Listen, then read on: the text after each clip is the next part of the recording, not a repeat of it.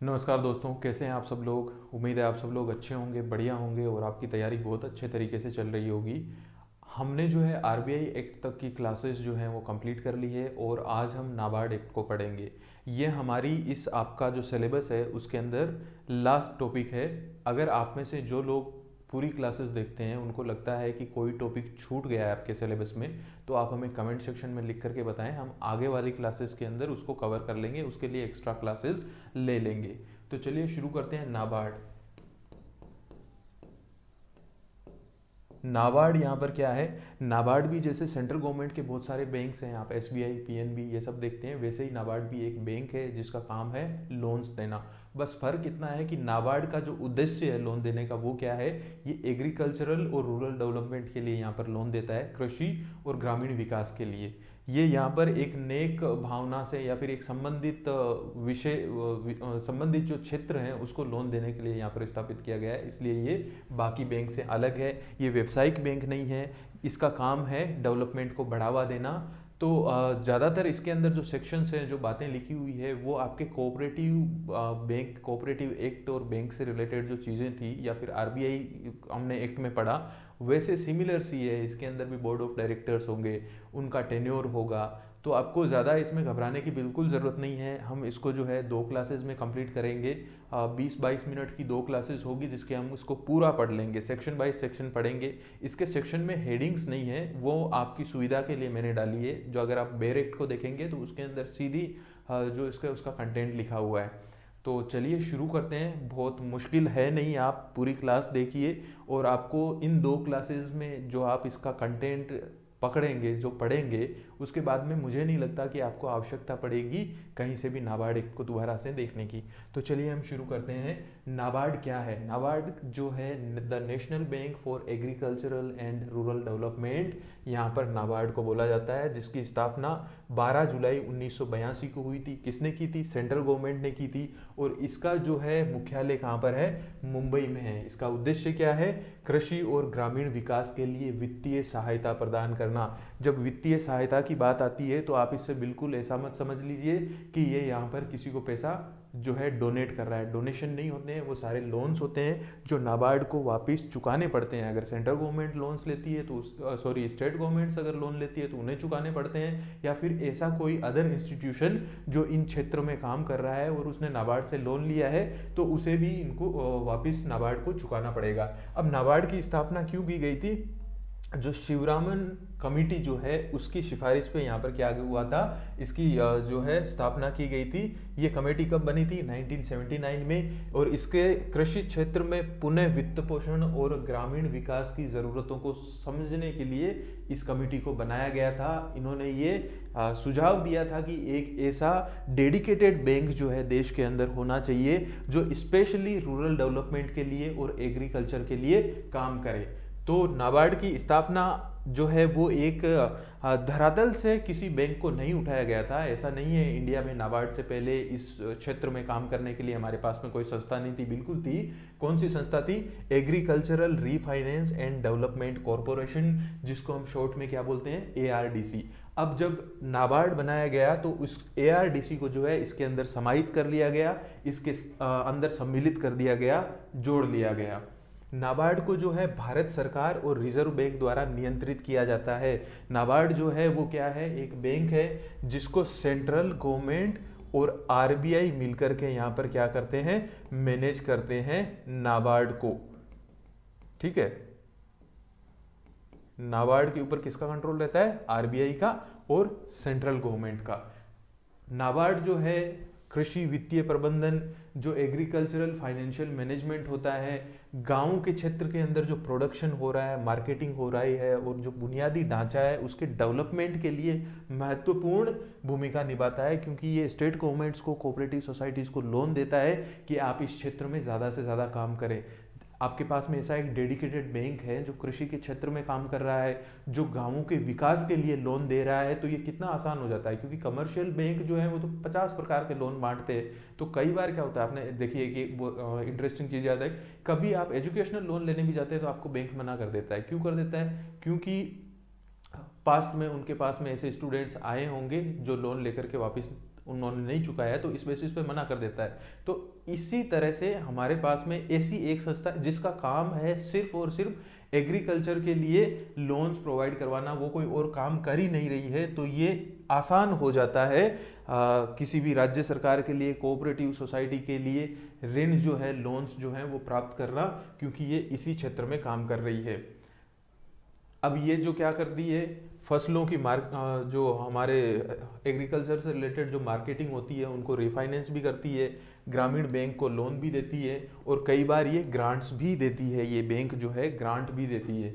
इसके अलावा यहाँ पर जो है टेक्निकल हेल्प जो होती है, रिसर्च जो होती है, ये भी इसको जिम्मेदारी दी गई है। रूरल एरिया में ये सारी चीज़ें जो हैं उनकी जिम्मेदारी भी नाबार्ड को दी गई है। एमएसएमईज को भी यहाँ पर, एमएसएमईज हो गए या फिर स्मॉल एंड मीडियम एंटरप्राइजेस हो गए, उसको भी नाबार्ड के अंदर 2018 के संशोधन के बाद में लेकर के आया गया है। तो ये इन सब विषयों पे जो है, इन सब क्षेत्रों के अंदर जो है नाबार्ड काम करता है। एग्रीकल्चर से रिलेटेड, रूरल डेवलपमेंट से रिलेटेड, एमएसएमईज हो गए, स्मॉल एंड मीडियम एंटरप्राइजेस जो हैं उनके लिए यहाँ पर जो है ये नाबार्ड काम करता है।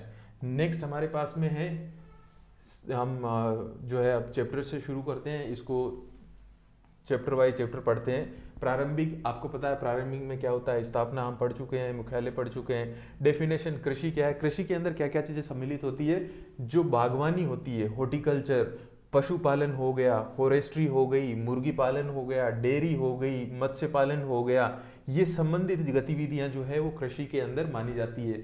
सेंट्रल कोऑपरेटिव बैंक, आपको पता है, आप तैयारी कर रहे हैं, सेंट्रल कोऑपरेटिव बैंक क्या है।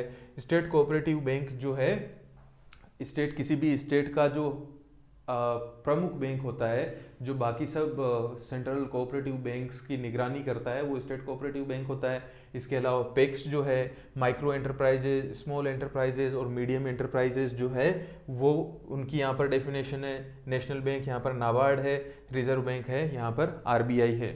नेक्स्ट हम इससे आगे चलते हैं तो हमारे पास में एस्टेब्लिशमेंट ऑफ नेशनल बैंक, यानी नेशनल बैंक की स्थापना, यहाँ पर ये चैप्टर 2 है। इसके अंदर क्या क्या है, एस्टेब्लिशमेंट से रिलेटेड जो भी धाराएं हैं वो चैप्टर 2 के अंदर है।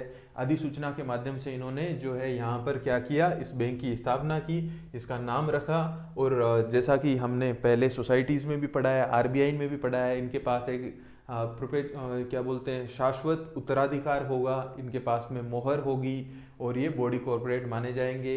और इसके अलावा ये कहीं पर भी अपने जो है ऑफिसेज, ब्रांचेज या एजेंसीज बना सकते हैं, लेकिन किसकी मंजूरी होना है, सरकार जो है हमारी, सेंट्रल गवर्नमेंट जो है उसकी पूर्व मंजूरी, और आरबीआई से कंसल्ट करके बनाएगा।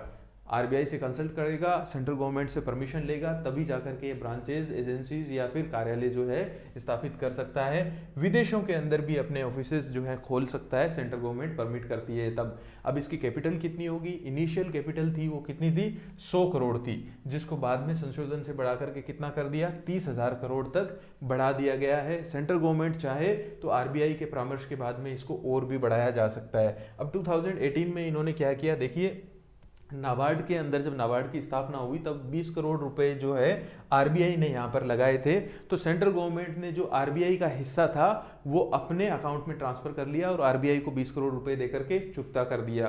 तो अब यहाँ पर जो रिजर्व बैंक का जो हिस्सा था वो पूरा का पूरा किसको ट्रांसफर हो चुका है, सेंट्रल गवर्नमेंट को हो चुका है। अब यहाँ पर शेयर होल्डिंग से रिलेटेड एक रूल है कि कभी भी सेंट्रल गवर्नमेंट की जो हिस्सेदारी है नाबार्ड में वो 51% से कम नहीं हो सकती, यानी एट लिस्ट उसको 51% या इससे ज़्यादा हिस्सेदारी सेंट्रल गवर्नमेंट को रखनी है, इससे कम कभी भी हिस्सेदारी नहीं हो सकती। ऐसा नहीं है कि इतने शेयर बेच दे कि उनकी हिस्सेदारी 51% से कम हो जाए। और ये क्यों किया जाता है, ये इसलिए किया जाता है क्योंकि ये एक स्पेशल पर्पस के लिए, रूरल डेवलपमेंट के लिए, एग्रीकल्चर के लिए हमारे जो बेसिक ढांचा है उसको ऊपर उठाने के उद्देश्य से ये बैंक बना है। और सेंट्रल गवर्नमेंट के पास में अगर 51% हिस्सेदारी होगी तभी वो इसके निर्णयों में जो है अपने हिसाब से इसको कंट्रोल कर सकती है, क्योंकि उनके पास मेजोरिटी हिस्सेदारी है।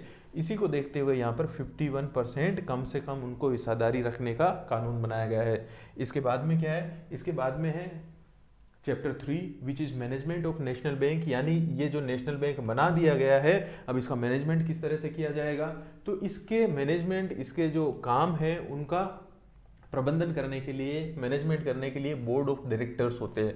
अब ये बोर्ड ऑफ डायरेक्टर्स जो होते हैं वो सारे कामों को संचालित करने के लिए, और जितनी भी इस एक्ट के अंदर पावर है वो उन्हीं में निहित की गई है, वही जो है इस बैंक को जो है मैनेज करते हैं। अब यहाँ पर बिजनेस प्रिंसिपल्स के आधार पर इनको निर्णय लेना होगा, मतलब ऐसा नहीं है कि आप इतने दानवीर हो जाओगे, नाबार्ड का सारा पैसा ही आप बांट दो ऐसी जगहों पर जहाँ से वापस आने की उम्मीद नहीं हो। बिजनेस प्रिंसिपल्स को भी ध्यान में रखना है, लेकिन इसके साथ में क्या करना है, पब्लिक इंटरेस्ट को भी ध्यान में रखना है। यहाँ पर जो है इसके अलावा मैनेजिंग डायरेक्टर चुना जाता है, जो बैंक के, नाबार्ड के जो रोजमर्रा के जितने भी जो कार्य होते हैं उनको मैनेज करने की शक्ति उसको दी गई है। अब अगर मैनेजिंग डायरेक्टर नहीं हो तो मैनेजिंग डायरेक्टर की जगह क्या होगा, चेयरमैन उसके कार्यों को संभालेगा। सेक्शन 6 है composition of the board of directors. अब हमने बोर्ड ऑफ डायरेक्टर्स बना दिए हैं। बोर्ड ऑफ डायरेक्टर्स के अंदर कौन कौन होगा, एक चेयरमैन होगा। चेयरमैन की नियुक्ति कौन करेगा, सेंट्रल गवर्नमेंट करेगी, लेकिन परामर्श किसका लेगी, ये अपने रिजर्व बैंक ऑफ इंडिया से कंसल्ट करके उसके बाद में करेगी। इसके बाद में यहाँ पर 3 एक्सपर्ट्स होंगे, एक यहाँ पर चेयरमैन हो गया, 3 एक्सपर्ट्स होंगे। एक्सपर्ट्स किस किस चीज के होंगे, रूरल इकोनॉमिक्स में होंगे, रूरल डेवलपमेंट में, कोऑपरेटिव बैंकिंग में, या फिर रीजनल रूरल बैंक या फिर कमर्शियल बैंक में एक्सपर्टीज रखते होंगे। ऐसे 3 एक्सपर्ट्स यहाँ पर लिए जाएंगे। संशोधन करके इसके अंदर और क्या ऐड कर दिया है, अब ये जो मीडियम, माइक्रो और स्मॉल एंटरप्राइजेस है इनसे रिलेटेड एक्सपर्ट्स को भी शामिल कर दिया गया है। यानी ये जो इतनी जो चीजें हैं उससे इनमें एक्सपर्टीज रखने वाले 3 एक्सपर्ट्स को यहाँ पर बोर्ड ऑफ डायरेक्टर में शामिल किया जाएगा। अब 3 जो है वो रिजर्व बैंक के डायरेक्टर होंगे। रिजर्व बैंक के जो निदेशक मंडल है जिसको बोर्ड ऑफ डायरेक्टर्स है, उसमें कितने डायरेक्टर होते हैं ये आप मुझे बताएंगे। रिजर्व बैंक के जो बोर्ड ऑफ डायरेक्टर्स हैं उनमें कितने डायरेक्टर्स होते हैं वो आप मुझे कमेंट सेक्शन में बताएंगे। उसमें से 3 जो है उनको नाबार्ड के अंदर अपॉइंट किया जाएगा, नाबार्ड के बोर्ड ऑफ डायरेक्टर के अंदर यहाँ पर जो है भेजा जाएगा। 3 जो है सेंट्रल गवर्नमेंट अपॉइंट करेगी और 4 जो है वो स्टेट गवर्नमेंट ऑफिशियल्स होंगे जो अलग अलग स्टेट से आएंगे। इसके अलावा अगर नाबार्ड में शेयर धारक हैं, किसी ने शेयर खरीद रखे हैं, तो शेयर की उन्होंने जितनी पूंजी दे रखी है उसके आधार पर उनके शेयर होल्डर्स की संख्या नियुक्त की जाएगी। शेयर होल्डर्स की तरफ से भी यहाँ पर डायरेक्टर्स रखे जाएंगे। और मैनेजिंग डायरेक्टर है उसकी नियुक्ति कहाँ से की जाएगी, केंद्र सरकार द्वारा की जाएगी। नेक्स्ट हम बढ़ते हैं। नेक्स्ट हमारे पास में term of offices of chairman and directors. अब चेयरमैन है उसका टेन्योर कितना होता है, 5 साल तक होगा, और केंद्र सरकार 5 साल तक होगा। केंद्र सरकार उन्हें चाहे तो अर्ली टर्मिनेट भी कर सकती है अगर वो काम सही से नहीं कर रहे हैं, इसके लक्ष्य जो है पूरे नहीं कर पा रहे हैं, काम ढंग से नहीं हो रहा है, तो अर्ली टर्मिनेशन भी दिया जा सकता है। 3 महीने का यहाँ पर उनको जो है एडवांस नोटिस देंगे, और या फिर एडवांस नोटिस देने के बाद में उनको टर्मिनेट कर देंगे, या फिर 3 महीने की सैलरी एडवांस में दे करके टर्मिनेट करके हटाया जा सकता है। बाकी जितने भी डायरेक्टर्स हैं अपार्ट फ्रॉम चेयरमैन, उनका कार्यकाल जो है 3 साल का होगा और उन्हें जो है रीअपॉइंटमेंट दी जा सकती है, लेकिन 6 साल, अधिकतम कितने साल तक रखा जा सकता है, 6 साल तक एक ही कार्यकाल में। मतलब एक बार उनका 3 साल का कार्यकाल हो गया, उनको रीअपॉइंटमेंट मिल गया, 6 साल हो गए, उसके बाद में आप उन्हें रीअपॉइंटमेंट नहीं दे सकते। 6 साल के बाद में उनको हटाना पड़ेगा और उसके बाद में जो है गैप लेकर के दोबारा से आ सकते हैं। नेक्स्ट हमारे पास में है term of office of managing director. अब जो managing director and whole time director जो है, वो जो मैनेजिंग डायरेक्टर है वो 5 साल तक उनका जो है कार्यकाल रहेगा और इनको भी रीअपॉइंटमेंट किया जा सकता है। इनको भी गवर्नमेंट जो है सही से काम नहीं करने पर क्या कर सकती है, टर्मिनेट कर सकती है 3 महीने का नोटिस दे करके। अब जो होल टाइम डायरेक्टर, कुछ ऐसे डायरेक्टर भी अगर केंद्र सरकार को जरूरत लगे तो होल टाइम डायरेक्टर्स की भी नियुक्ति कर सकती है, जो सिर्फ और सिर्फ नाबार्ड के अंदर काम करें। नेक्स्ट हमारे पास में vacation of office by directors. अब कोई डायरेक्टर जो है वो लगातार 3 बैठकों में, 3 बार बैठकों में बिना बताए अगर अनुपस्थित हो जाता है, नहीं आता है, तो उसकी सीट को वैकेंट मान लिया जाएगा। अगर 3 मीटिंग्स में कंटिन्यूसली नहीं आया है तो उसकी जो उसका पद जो है उसको रिक्त मान लिया जाएगा। या फिर अगर वो चाह करके स्वयं की इच्छा से इस्तीफा देता है तो 3 महीने के भीतर भीतर स्वीकार करके यहाँ पर उसका इस्तीफा मान लिया जाएगा और ऐसे केस में रीअपॉइंटमेंट हो जाएगा। अब अगर मैनेजिंग डायरेक्टर है उसकी कैजुअल जो है उसका जो पद है वो वैकेंट हो गया है, कैजुअल वैकेंसी आ गई है, किसी भी कोई भी रीज़न हो सकता है जिसकी वजह से मैनेजिंग डायरेक्टर जो है उसकी कैजुअल जो है वैकेंसी आ गई है, तो ऐसे केस में क्या होगा, ऐसे केस में चेयरमैन जब तक रीअपॉइंटमेंट नहीं होता तब तक मैनेजिंग डायरेक्टर की सारी ड्यूटीज़ को यहाँ पर निभाएगा। मीटिंग ऑफ द बोर्ड, अब जो हमारे बोर्ड ऑफ डायरेक्टर्स हैं, बोर्ड की जो है मीटिंग्स कैसे होगी, नियमित रूप से इनको बैठ के आयोजित करनी होगी। एक्ट में ऐसा कहीं मेंशन नहीं है कि आपको इतने अंतराल में इतनी मीटिंग होनी चाहिए। आरबीआई के केस में था कि आपको कम से कम जो एक संख्या दी गई है उतनी मीटिंग तो आपकी कम से कम होनी चाहिए, इससे आप ज़्यादा ही लेंगे। वो कितना था वो आप मुझे कमेंट सेक्शन में बताएंगे। यहाँ पर जो है नियमित रूप से बैठकें करनी होगी। इसका अध्यक्ष कौन बनेगा, प्रेसिडिंग ऑफिसर कौन बनेगा, जो चेयरमैन होगा वो होगा। अगर वो नहीं है तो कौन आएगा, मैनेजिंग डायरेक्टर आएगा। मैनेजिंग डायरेक्टर और चेयरमैन दोनों नहीं है तो जो डायरेक्टर्स हैं उनमें से कोई एक प्रेसिडिंग ऑफिसर बनेगा। वोटिंग जो होती है उस पर निर्णय बहुमत से होता है, और अगर टाई हो गया तो चेयरमैन के पास में निर्णायक वोट होता है, वो एक एक्स्ट्रा वोट डाल सकता है। इसके बाद में है कमिटीज ऑफ द बोर्ड। अब देखिए जो बोर्ड ऑफ डायरेक्टर्स हैं उनको लगता है कि किसी एक विशेष क्षेत्र में हमें जो है एक स्पेशली एक ऐसी कमेटी बनानी चाहिए जो किसी क्षेत्र विशेष के अंदर काम को ध्यान दे। जैसे कृषि से रिलेटेड है, उन्होंने एक कमेटी बना दी कि ये सिर्फ कृषि से रिलेटेड कामों को ही करेगी, या फिर रूरल डेवलपमेंट से रिलेटेड बना दी कि ये सिर्फ रूरल डेवलपमेंट से रिलेटेड ही काम करेगी। अगर उनको ऐसा लगता है कि किसी विशेष विषय के अंदर हमें कमेटी बनानी चाहिए तो वो बना सकती है, उनको यहाँ पर पावर दी गई है कमेटी बनाने की। इसके अलावा एडवाइजरी काउंसिल बना सकती है, एक ऐसी काउंसिल बना सकती है जिसके अंदर एडवाइजर्स हों। वो क्या करेंगे, वो जितने भी एग्रीकल्चर और रूरल डेवलपमेंट से संबंधित जो भी उनकी पॉलिसीज होगी उनके ऊपर उनको एडवाइस करेंगे। एडवाइजरी काउंसिल यहाँ पर बनाई जा सकती है। कॉन्फ्लिक्ट ऑफ इंटरेस्ट, अब क्या होता है कई बार जो बोर्ड ऑफ डायरेक्टर्स होते हैं उनमें से कोई डायरेक्टर ऐसा है जिसका खुद का कुछ निजी हित है।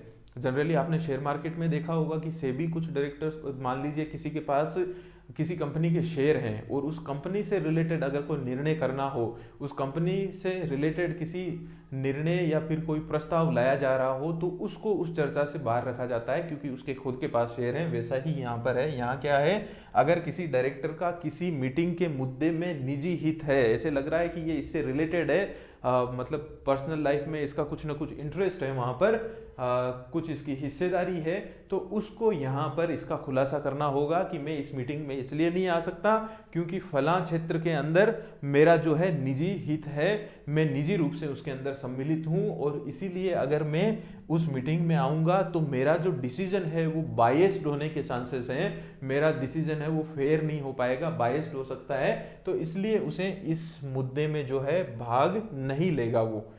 ठीक है, ये यहाँ पर प्रावधान किया गया है। नेक्स्ट हमारे पास में transfer of assets and liabilities of agricultural refinance and development corporation. देखिए एआरडीसी के जितने भी, ये इसीलिए है क्योंकि एआरडीसी के बाद में नाबार्ड बना है और एआरडीसी को इसने क्या किया है, अंडरटेक किया है, तो नाबार्ड एआरडीसी के जितने भी बिजनेसेस है वो नाबार्ड में चले जाएंगे, सीधी सी बात है। 17 के अंदर इसका डिसोल्यूशन कर दिया कि एआरडीसी को समाप्त किया जाना है क्योंकि नाबार्ड बन गया है। 18 के अंदर क्या है, transfer of businesses from reserve bank. अब कुछ व्यवसाय जो थे जो कृषि और रूरल डेवलपमेंट से रिलेटेड थे लेकिन नाबार्ड के बनने से पहले आरबीआई उस पे काम करती थी, तो आरबीआई से उन फंड्स को जो है निकाल करके कहां पर ले आया गया, नाबार्ड में दे दिया गया। उसमें कौन कौन से, सबसे पहले है राष्ट्रीय कृषि ऋण यानी नेशनल एग्रीकल्चरल क्रेडिट, जो दीर्घकालीन है। दीर्घकालीन का मतलब हो गया लॉन्ग टर्म ऑपरेशंस के लिए है।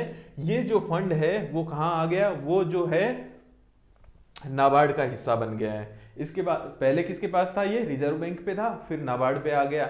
इसके अलावा नेशनल एग्रीकल्चरल क्रेडिट जो स्टेबलाइजेशन फंड है वो भी नाबार्ड को ट्रांसफर कर दिया गया है। कहां से, आरबीआई से।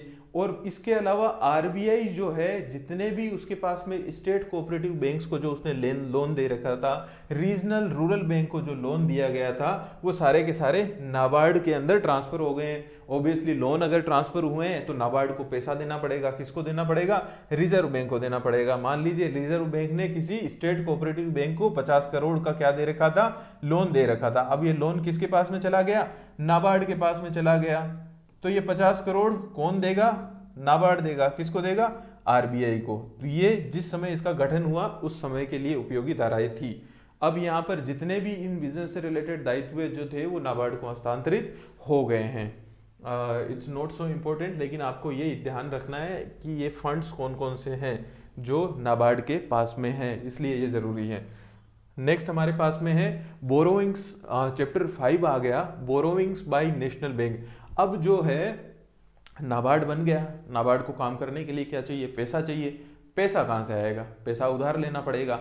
एक बार तो गवर्नमेंट ने अपनी पूंजी लगा करके जो शेयर में इन्वेस्ट करके नाबार्ड को पैसा दे दिया है, लेकिन अब बिजनेस करना है, ज्यादा लोन्स देने हैं, तो नाबार्ड को भी पैसा चाहिए।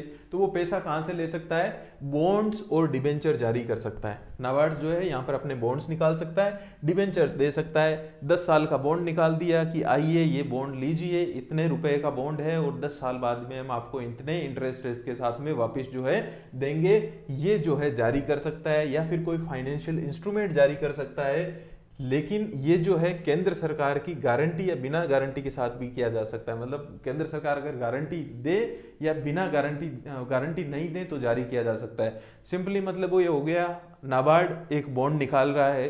कुछ बॉन्ड्स ऐसे होते हैं, कुछ डिबेंचर्स ऐसे होते हैं जिसके अंदर सेंट्रल गवर्नमेंट जो है जो गारंटी देती है कि अगर इतने समय में आपका जब भी डिबेंचर जो भी है एक्सपायर हो रहा है, अगर नाबार्ड पैसा नहीं चुकाता है तो सेंट्रल गवर्नमेंट की गारंटी है कि हम चुकाएंगे।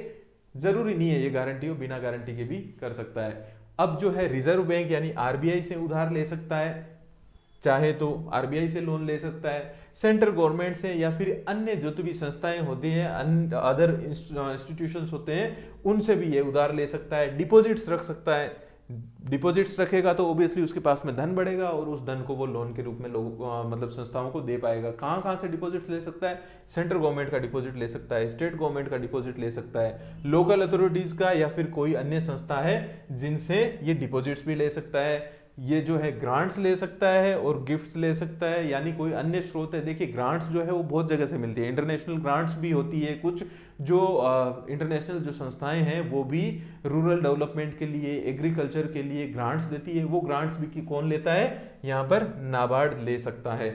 इसके बाद में फॉरेन करेंसी के अंदर भी उधार ले सकता है। अगर फॉरेन करेंसी जो है उसमें उधार लेने का अधिकार है, अगर कोई इंटरनेशनल इंस्टीट्यूशन या ऑर्गेनाइजेशन अगर नाबार्ड को उधार देता है और वो फॉरेन करेंसी में देता है तो उसके पास में उधार है लेने की, यहाँ पर क्या है, उसको अधिकार दिया गया है। या फिर किसी विदेशी बैंक से भी ले सकता है, या फिर विदेशी फाइनेंशियल इंस्टीट्यूट वित्तीय संस्थान से भी ले सकता है। लेकिन इसमें क्या होगा, सेंट्रल गवर्नमेंट और रिजर्व बैंक की पूर्व अनुमति आवश्यक है कि हम इतना पैसा जो है इस इंटरनेशनल ऑर्गेनाइजेशन से ले रहे हैं, और वो किसके अंदर है, वो डॉलर के अंदर है या फिर वो यूरो के अंदर है, वो परमिशन देते हैं तो ले सकता है। नेक्स्ट चलिए, इसके बाद में आता है यहाँ पर production and marketing credit, credit function of the national bank. अब हमने उधार ले लिया, उधार लेने के बाद में हमारे पास चैप्टर 6 आता है कि ये जो उधार लिया है, जो हमारे पास में पैसा आ गया है, हमारा काम क्या है, एग्रीकल्चर और रूरल डेवलपमेंट के लिए जो है काम करना, तो वो पैसा उधार भी देना है। तो अब ये उधार दे किसको सकता है, लेने की बात हो गई, अब ये उधार देने का जो है वो पूरा चैप्टर 6 है।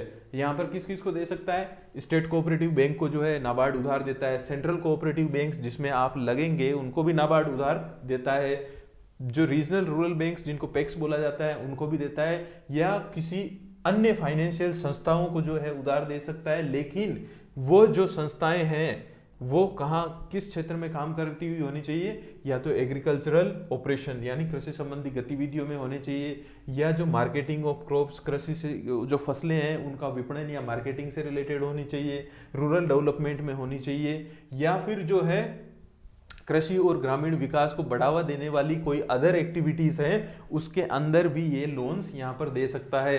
कमर्शियल और ट्रेड ट्रांजैक्शन, आर्टिशियन, ग्राम और कुटीर उद्योग, जितने भी स्मॉल इंडस्ट्रीज होती हैं उनके लिए भी यहाँ पर ये क्या कर सकता है, हैंडीक्राफ्ट से रिलेटेड जुड़े हुए प्रोडक्शन एंड मार्केटिंग के कार्य जो करने वाली संस्थाएं उनको भी यहाँ पर क्या सकता है, लोन दे सकता है। इसके अंदर माइक्रो एंटरप्राइजेज, स्मॉल एंटरप्राइजेज और मीडियम एंटरप्राइजेज को भी शामिल किया था। यानी अब जो है नाबार्ड वो माइक्रो, स्मॉल और मीडियम एंटरप्राइजेज से जुड़ी हुई संस्थाओं को भी क्या कर सकता है, लोन दे सकता है। Next 22 is conversion loan for production credit. कई बार ऐसा होता है कि लोन जो है उसको एक लोन को दूसरे लोन में कन्वर्ट करवाया जाता है, उसको हम क्या बोलते हैं, कन्वर्जन लोन। आपने किसी पर्पज के लिए लोन लिया था, लेकिन अब आप बैंक से कहते हैं कि लोन मेरा यही रहने दो, स्वीकृत राशि यही रहने दो, लेकिन इसको किसी और उद्देश्य के लिए आप कन्वर्ट कर दो, तो ऐसा जो है कन्वर्जन लोन होता है। यदि सूखा पड़ जाए, अकाल पड़ जाए, प्राकृतिक आपदा आ जाए किसी स्टेट में, तो इसके कारण किसी बैंक या वित्तीय संस्थान को अगर उसकी आवश्यकता है तो नाबार्ड उसे कन्वर्जन लोन भी यहाँ पर दे सकता है, लेकिन इसकी अवधि कितनी होगी? 7 साल। 7 साल से ज्यादा के लिए लोन ये नहीं दिए जा सकता। आपको पूछा जा सकता है कि कन्वर्जन लोन जो है नाबार्ड देता है उसकी जो है मैक्सिमम टाइम लिमिट क्या है? 7 ईयर्स है। लेकिन क्योंकि नाबार्ड एक बैंक है, इसको भी जरूरत है गारंटी की। आप बैंक के पास जाते हैं तो गारंटी लगती है ना, अगर आप लोन लेते हैं तो इसकी गारंटी कौन देगा? राज्य सरकार। राज्य सरकार किसकी गारंटी देगा? प्रिंसिपल मूलधन की और ब्याज की गारंटी जो है राज्य सरकार देगा यहाँ पर। नेक्स्ट हमारे पास में है rescheduling of loans to artisans, small scale industries. जो कारीगर होते हैं, लघु उद्योग वाले जो होते हैं, उनसे रिलेटेड जो संस्थाएं हैं, उनको यहाँ पर नाबार्ड 18 महीने से 7 वर्ष तक की अवधि के लिए लोन दे सकता है। अगेन जो है राज्य सरकार को गारंटी देनी पड़ेगी। अब जो है इन्वेस्टमेंट क्रेडिट मीडियम टर्म, निवेश ऋण भी दे सकता है। निवेश ऋण कौन सा होता है कि हमारी स्टेट कोऑपरेटिव बैंक राजस्थान की गई, उन्होंने बोला कि हमारे जो है सीसीबीज है या फिर हमारी कोऑपरेटिव सोसाइटीज जो हैं, जो हमारे रूरल डेवलपमेंट और एग्रीकल्चर में काम कर रही है, उनके शेयर को खरीदने के लिए हमें पैसा चाहिए, तो ये भी दे सकता है। ये स्टेट कोऑपरेटिव बैंक्स को पैसा देगा और उसका पर्पज क्या होगा? उसका पर्पज होगा कि जो है रीजनल रूरल बैंक या फिर इन्वेस्टमेंट क्रेडिट्स जो है क्षेत्रीय ग्रामीण बैंकों के अंदर वो कर सके। इसकी भी अवधि यही है, 18 से 7 वर्ष तक की होती है। इसके अंदर भी गारंटी देनी पड़ती है। किसको देनी पड़ती है? स्टेट गवर्नमेंट को देनी पड़ती है। जिस स्टेट की स्टेट कोऑपरेटिव बैंक यहाँ पर आती है, उस स्टेट को गारंटी यहाँ पर देनी जाती पड़ती है। अदर इन्वेस्टमेंट क्रेडिट, अन्य निवेश ऋण। अब यहाँ पर हमने देख लिया कि ये जो है कोऑपरेटिव बैंक्स को दिया गया है। अब और कौन कौन से ऋण है जो नाबार्ड यहाँ पर दे सकता है? राज्य भूमि विकास बैंकों को, राज्य सहकारी बैंकों को और अन्य संस्थाओं को जो है रिफाइनेंस करने के लिए भी यहाँ पर ऋण देगा। उनके बॉन्ड्स और डिबेंचर जो हैं उनको यहाँ पर खरीद सकता है, बेच सकता है। और इसके अलावा लोन एंड एडवांसेस, किस किस को? कारीगरों को, लघु उद्योग, स्मॉल स्केल इंडस्ट्रीज, हैंडीक्राफ्ट्स, इनसे जुड़े जितने भी लोन्स हैं उनको लोन और एडवांसेस यहाँ पर ये दे सकता है। लेकिन ये जो लोन दिए जा रहे हैं इनकी मैक्सिमम जो है टाइम फ्रेम क्या होगा? 25 ईयर होगा। 25 ईयर से ज़्यादा ये नहीं दे सकता। आपको मतलब 4-5 तरह के लोन हैं, आप याद रख लीजिए तो ज़्यादा सही रहेगा, बेटर रहेगा। जनरली 18 से 7 महीने के लिए ये 2 लोन है, इससे पहले वाला 7 साल के लिए था। और मैक्सिमम जो अदर जितने भी लोन्स हैं मैक्सिमम 25 ईयर्स तक हो सकते हैं। Purchase and sale of shares, NABARD जो है कृषि और ग्रामीण विकास से संबंधित जितने भी इंस्टीट्यूशन हैं उनके शेयर्स, बॉन्ड और डिबेंचर को खरीद सकता है, बेच सकता है। अगर कोई ऐसी संस्था है जो किस क्षेत्र में काम कर रही है? एग्रीकल्चर एंड रूरल डेवलपमेंट में, तो ऐसी संस्थाओं के शेयर भी खरीद सकता है, उनके बॉन्ड्स भी खरीद सकता है, उनके डिबेंचर्स भी यहाँ पर खरीद सकता है। नेक्स्ट हमारे पास में loan to state government for share capital contribution. NABARD राज्य सरकारों को सहकारी ऋण समितियों यानी जो कोऑपरेटिव क्रेडिट सोसाइटीज होती है उनके कैपिटल में योगदान करने के लिए, कंट्रीब्यूशन के लिए, पहले वो शेयर खरीदने के लिए दे रही थी, अब जो कैपिटल में इन्वेस्टमेंट यानी अगर कोई नई सोसाइटी बन रही है तो उसके कैपिटल में इन्वेस्ट करने के लिए लोन्स दे सकता है। इसकी जो मैक्सिमम टाइम पीरियड है वो 20 वर्ष यहाँ पर रखा गया है। अब इसके अलावा 27A के अंदर loans to state government undertaking etcetera, यानी ये कृषि और ग्रामीण विकास के बुनियादी ढांचे के लिए काम करने वाली जो संस्थाएं हैं, जो स्टेट गवर्नमेंट की अंडरटेकिंग्स हैं, उनके लिए भी यहाँ पर लोन दे सकता है। अब लोन की सिक्योरिटी यहाँ पर क्या होगी? नाबार्ड जो भी लोन देता है उसके लिए सिक्योरिटी की आवश्यकता होती है, सिक्योरिटी बिल्कुल जरूरी है। अगर कोई शेड्यूल बैंक को यहाँ पर लोन दे रहा है, जो बोर्ड ऑफ डायरेक्टर्स जो होते हैं, बोर्ड जो है उसकी संतुष्टि के आधार पर यहाँ पर सिक्योरिटी मानी जाएगी। वो जो उचित उनको लगता है उसके हिसाब से यहाँ पर सिक्योरिटी होगी। लेकिन अगर किसी दूसरे इंस्टीट्यूशन को लोन दिया जा रहा है तो सरकार द्वारा यहाँ पर इंटरेस्ट की गारंटी और प्रिंसिपल की गारंटी देनी होगी। अगर स्टेट के अंदर किसी संस्थान को दे रहा है तो स्टेट गवर्नमेंट को गारंटी देनी होगी, और अगर सेंट्रल लेवल पे दे रहा है तो सेंट्रल गवर्नमेंट को गारंटी देनी होगी। Amount and securities to be held in trust. अब अगर नाबार्ड ने लोन दे दिया है तो लोन वापस भी आएगा, उसका पैसा वापस आएगा, तो ये राशि कहां पर जाएगी? नाबार्ड के ट्रस्ट में जाएगी, यानी नाबार्ड के खाते में ही जाएगी। अगर किसी संस्था को उसने लोन दिया है और उसका लिक्विडेशन हो जाता है, तो ऐसे केस के अंदर जो लिक्विडेटर है उसकी ये जिम्मेदारी बनती है कि वो नाबार्ड को यहाँ पर क्या करे ना, सबसे पहले नाबार्ड को यहाँ पर पैसा चुकाएं। इसके बाद में डायरेक्ट लोन्स, एक्सेप्शनल जो केस होते हैं उसके अंदर किसी पर्सन को भी नाबार्ड लोन दे सकता है, या फिर बॉडी कोऑपरेट जो स्टेट गवर्नमेंट की अंडरटेकिंग या स्टेट कोऑपरेटिव बैंक्स जो हैं उनके अलावा भी अगर कोई बॉडी कोऑपरेट है उनको भी प्रत्यक्ष ऋण दे सकता है, लेकिन ये भी 25 वर्ष से ज्यादा नहीं होना चाहिए। बिलों में छूट, बिल रीडिस्काउंटिंग कर सकता है। अगर नाबार्ड ने किसी को लोन दिया है और ये नाबार्ड कृषि और ग्रामीण विकास से संबंधित कंपनियों या निगमों द्वारा जारी किए बिल ऑफ एक्सचेंज और प्राइमरी नोट्स को पुनः छूट रीडिस्काउंट कर सकता है। यानी यहां पर एग्रीकल्चरल एंड रूरल डेवलपमेंट से संबंधित कोई कंपनी है जिसको नाबार्ड ने लोन दिया है तो उसके पास क्या आएगा, बिल ऑफ एक्सचेंज आएगा। उस लोन को जो है वो किसी दूसरी संस्था को बेच सकता है। नाबार्ड ने मान लीजिए लोन दिया है यहाँ पर किसी को 50 करोड़ का, और नाबार्ड चाहता है कि ये 50 करोड़ रुपए का लोन जो है वो मैं किसी दूसरी संस्था को बेचूं, तो नाबार्ड इस लोन को बेच सकता है। ये लोन किसी संस्था ए के पास चला जाएगा और वो उनसे वापस वसूली की अधिकारी होगी। नेक्स्ट जो है कमीशन, जो भी सर्विसेज नाबार्ड देता है उसके लिए कमीशन प्राप्त करने का या फिर कंसिडरेशन को प्राप्त करने का अधिकारी है, वो चाहे तो ले सकता है, किसी भी सेवाओं पे शुल्क दे सकता है।